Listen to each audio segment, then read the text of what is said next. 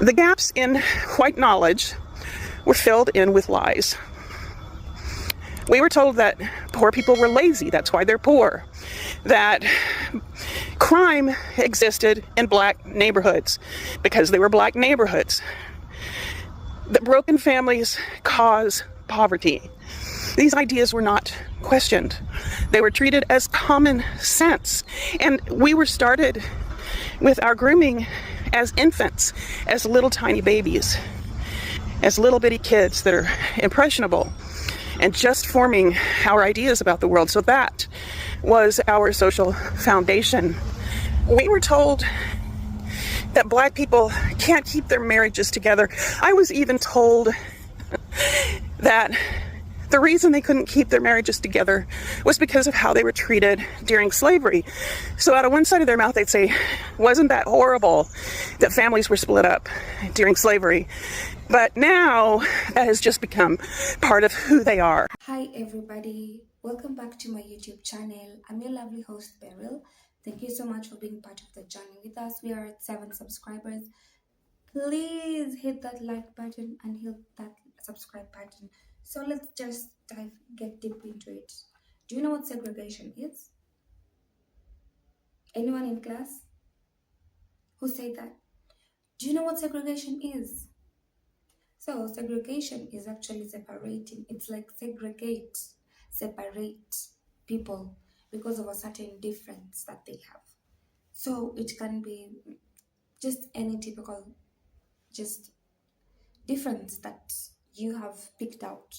So black people are literally racially segregated because you are black, because of your skin color, because of your beautiful melanin. You were segregated because of that. Crazy. Just I wonder. Crazy, man, crazy.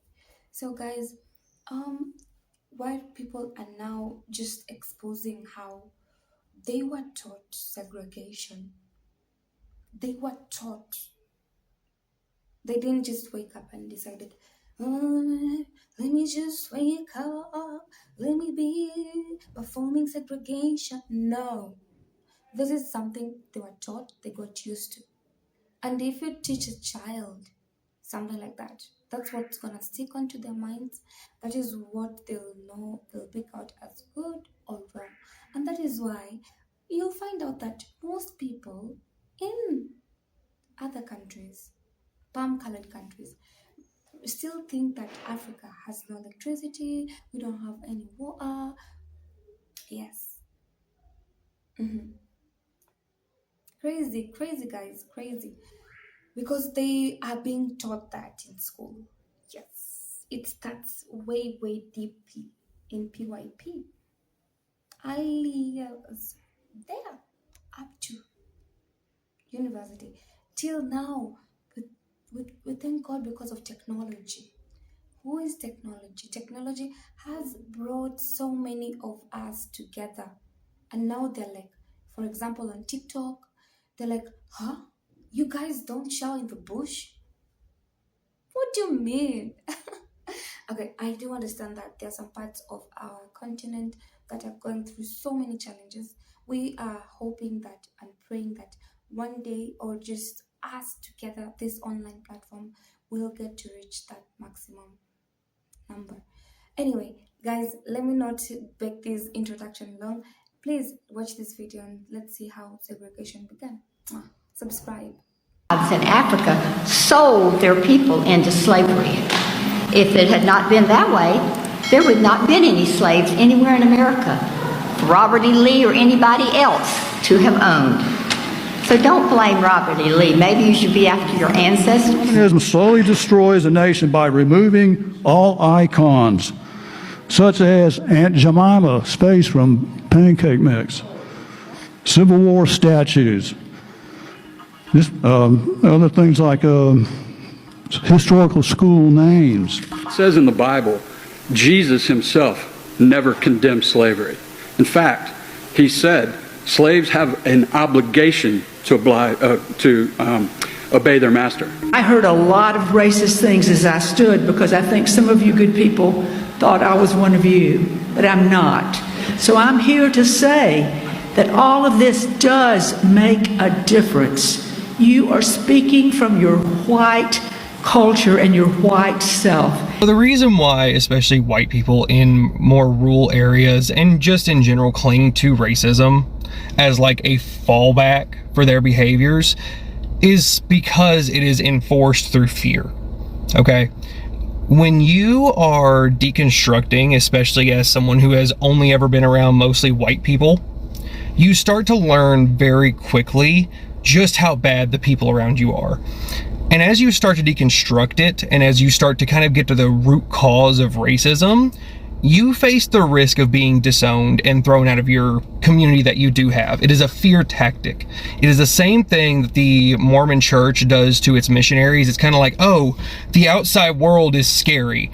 Go be this repulsive thing in the world, and you get like an appropriate reaction for saying heinous things and being this person, and it only reinforces that idea of racism inside of these people. And it's all due to the older generations. And while I know that's not an excuse for younger people to be racist, it is the power structure, because they control people's purses. If you're a kid going to college and you're from a rural area, you might be the first person in your family to go to college. Or even well-off white people who grew up in suburbs and, you know, vacationed around the world throughout the year. If they send their kids to college, their kids don't have to work a job. They just focus on college. But as they start to deconstruct that racism, and as they start to become more socially progressive, they are treated horribly, because the people around them don't want to have to face the reality that they're bad people. So instead, they'd rather disown their kid. They'd rather slander their name in the churches. The gossiping in churches is another major reason for the continuation of racism, because it reinforces that fear, it reinforces that stereotype. Oh, you're going against what these other people have done before you because it's wrong. But you're the person pointing out it's wrong, so it's your fault. And it's kind of this whole thing of, you either conform to the elders and the people around you, or you risk losing everything. And a lot of white people don't have a good support group because, you know, look at our culture for the last fucking 80, 90 years of pushing into isolationism, pushing into, you know, oh, if I stand against this, I risk losing everything. I might lose my family. I might lose my friends. And while to the world, it's like, you should lose those people because they're bad people. When you don't have a support system on the other side, makes life significantly harder just because you want to do the right thing. It's also an easy grift. It's an easy cop-out. Look at the woman who just raised over $700,000 because she called a black autistic kid the N-word. There is so much grift and money in racism, and the money itself is the problem, because now you're fighting not only the people around you, you're now also fighting the culture war against the money in racism, against people like Fox News, right-wing grifters. You risk having your face splattered on a website somewhere, and now you've got death threats from people because you just want people to be treated equally.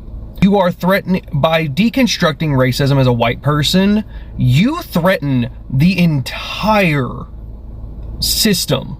Because if you as your own person deconstruct and go through that, you alone have the power of your own words. You alone now have the power of your own actions, because you're holding yourself accountable. You're not falling back on the stereotypes. You're not falling back onto the misleading statistics that a bunch of right-wing grifters put out. It's a very complicated road. And while it shouldn't be complicated, old money has made it complicated on purpose. I didn't know racism until I went to Greenwich.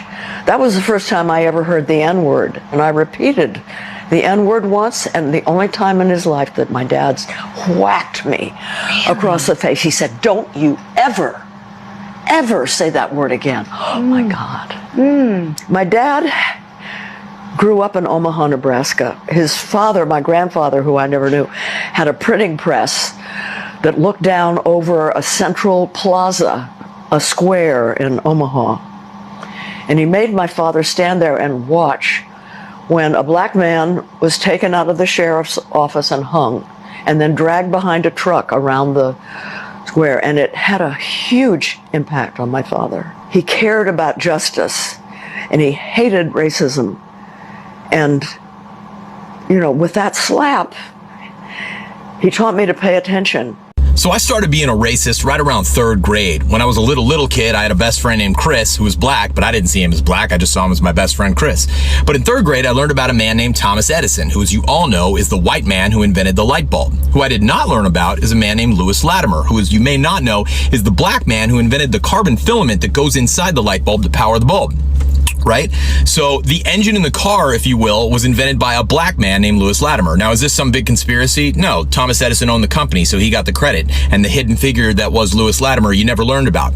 But the issue here is that as a white person, learning about all these white people who came up with these great things in their mind and no black people who did, I separated myself. I was separated from the black person, very slightly, but it was happening. But the core issue is that there's a black person watching this right now who knows damn well who Thomas Edison is, who has no idea that Lewis Latimer, a black man, invented that carbon filament that endures that heat so that that light bulb could shine. When white people see my posts about racism in America, frequently they say, I didn't know. When black people see these comments, they say, we already know. There is no way you didn't know. Don't pretend you didn't.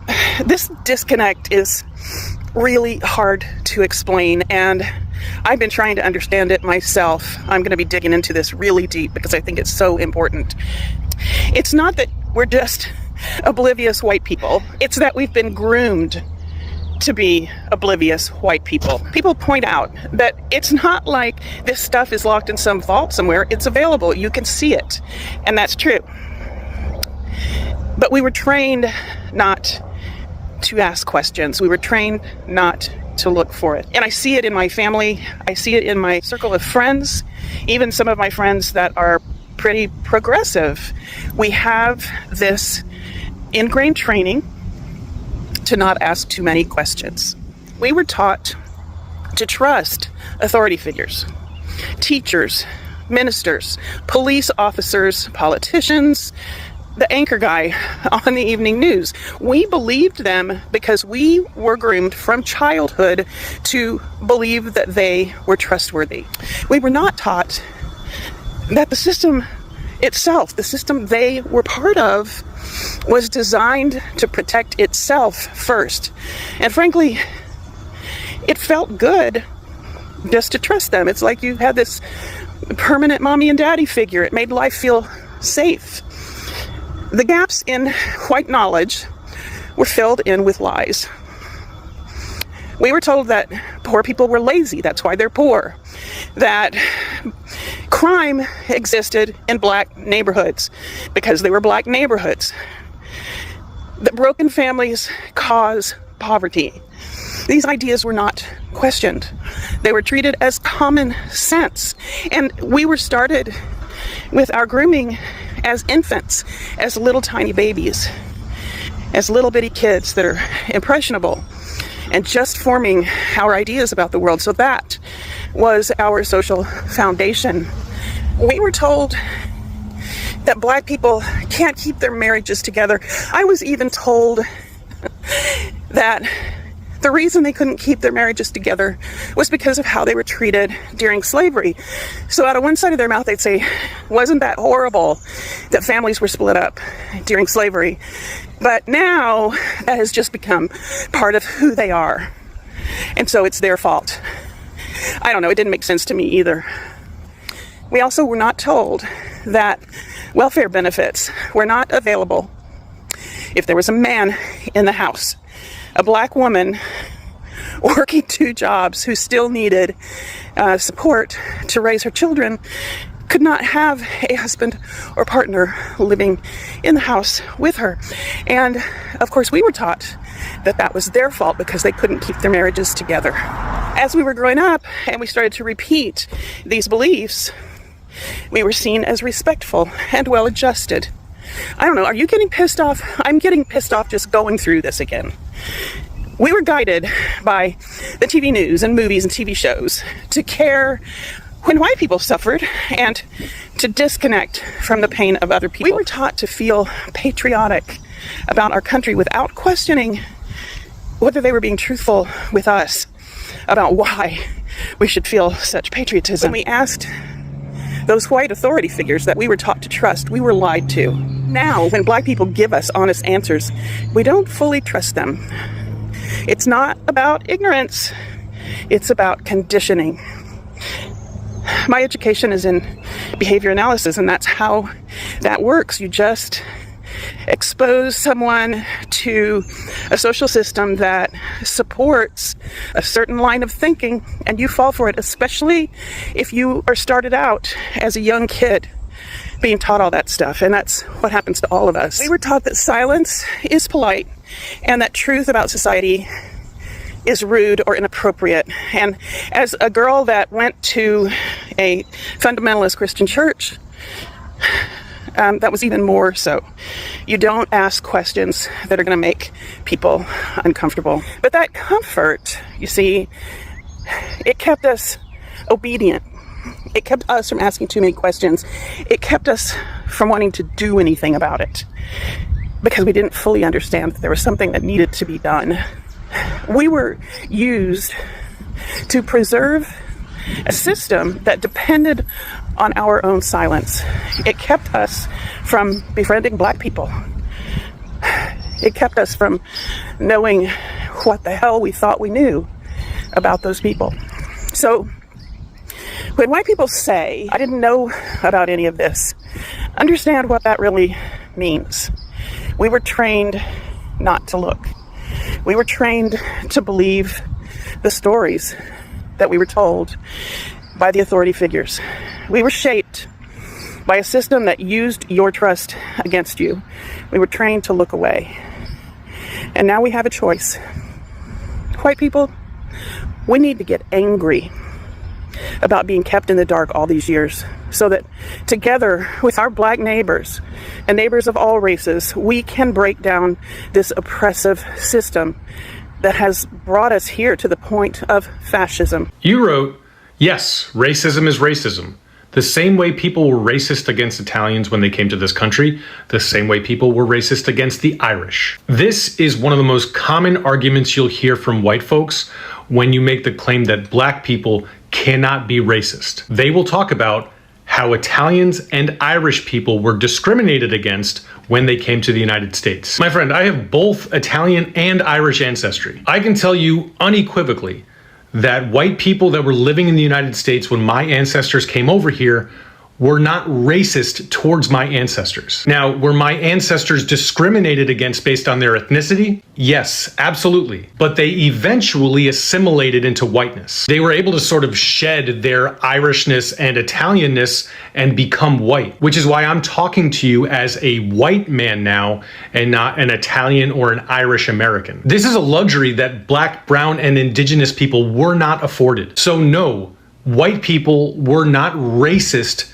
towards other white people when they immigrated to this country. And that's besides the fact that my ancestors chose to come here. So I used to teach psychology, and I used to have to teach prejudice and discrimination to a group of students who were all white, because I was teaching in the south of England at the time. That's how it was. And I got the feeling that they thought these were things that happened to other people, and they couldn't really relate to it personally. So I invented this little exercise where each of them had to attach a sticker to their forehead and wear it for 24 hours. And what they discovered was that as soon as you stand out, as soon as you are visibly different from the majority of people, they will insult you, they will treat you differently, they will stare at you, they will laugh at you. And this is what they learned, that it wasn't just about, being part of a minority or being disabled, it was just about being different in any way. So you might object and say that, look, you actually asked for a true racist to tell you why they are racist. And I can tell you that is a waste of time, because everybody's the good guy in their own story. So if you ask a racist, they will come up with a bunch of bullshit, which basically says, because people are taking jobs or this or that, the other, or kind of don't respect our values, all kinds of things, which just help them to justify the way that they are. But you won't get the real answer, which is that at heart, basically, people instinctively dislike people who are different to them. I know you've watched the video clip that I've shared with you of how segregation began. So let's dive deeply into it and see exactly how it began and how these people are now like taking it, telling us how it began. So, hi everyone. Today, we're shining a light on a topic that brings about so much torture, and it's so uncomfortable but very important at the same time because of the truth that is in it, the history, how segregation was taught, and how racism called out, including the painful lessons many of us were taught. You, me, them, they,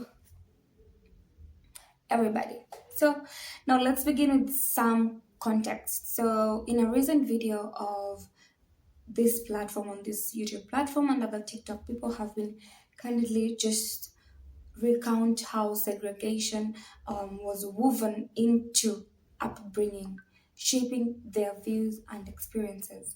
And those individuals bravely speak out, not to blame others, but to confront a legacy that resonates today with them, something that still sticks to them. Yeah.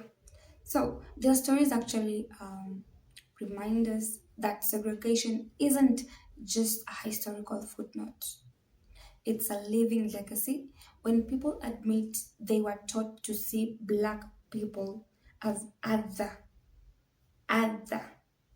in an act of courage, it's the first step towards understanding, healing, and true unity.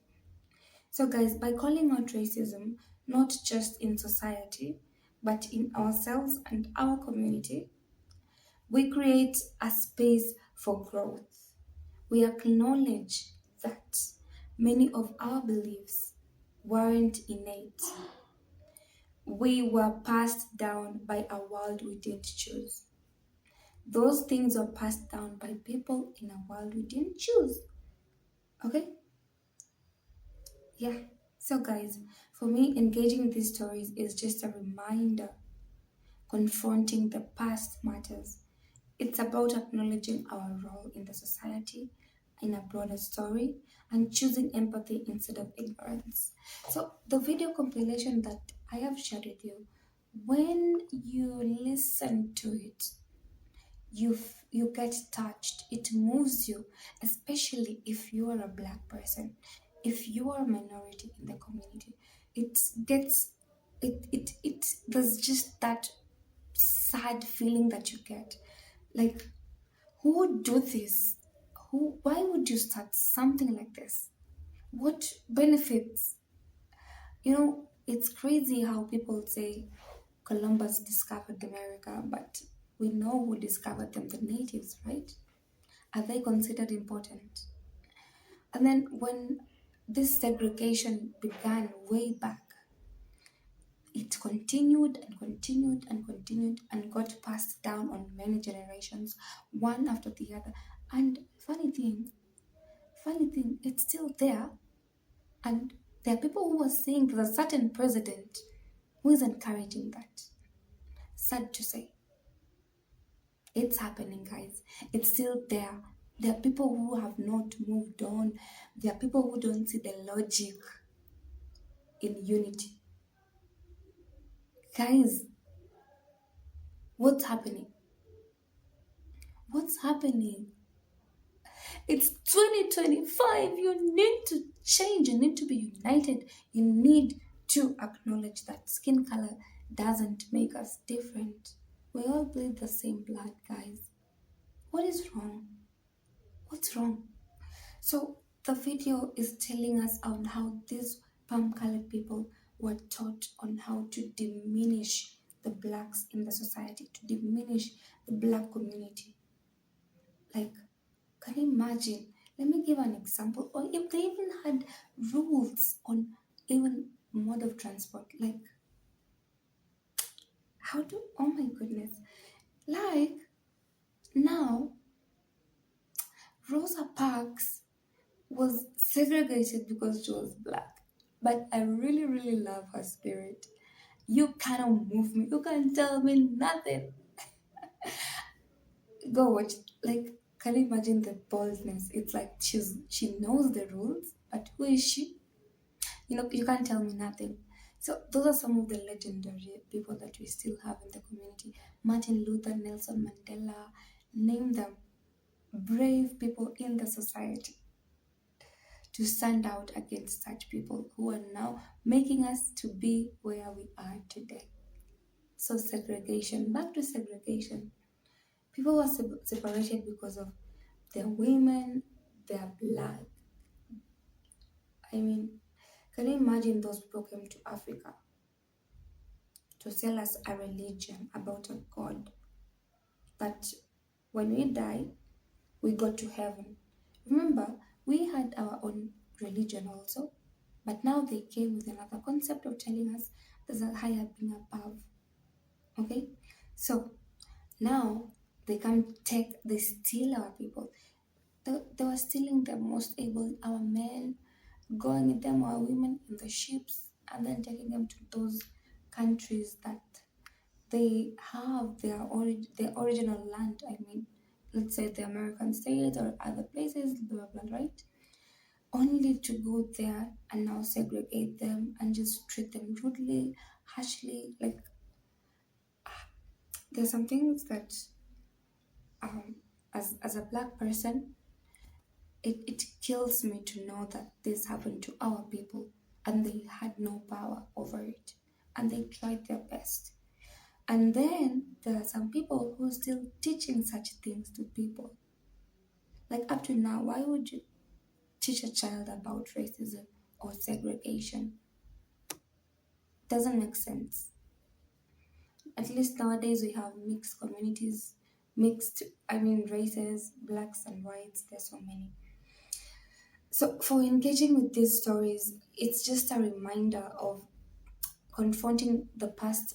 It matters, and it's about acknowledging my role, your role in the society, in the story, in this broader perspective, in this broader story, and choosing empathy. Do not be ignorant. Do not be ignorant. Even if you're born and taught like that by your parents, do not allow ignorance to rule you. Do not. So, whether you're watching this because you've seen the video or you're just turning in, thank you for being here. Mwah. Thank you so much for being here. So let's just turn this confession into a good transformation, a positive one, and let's learn and move on and just be forward together. Let's be united because the world is getting harsher and tougher. We need each other. Please subscribe. I believe in you. Thank you for believing in me. Bye.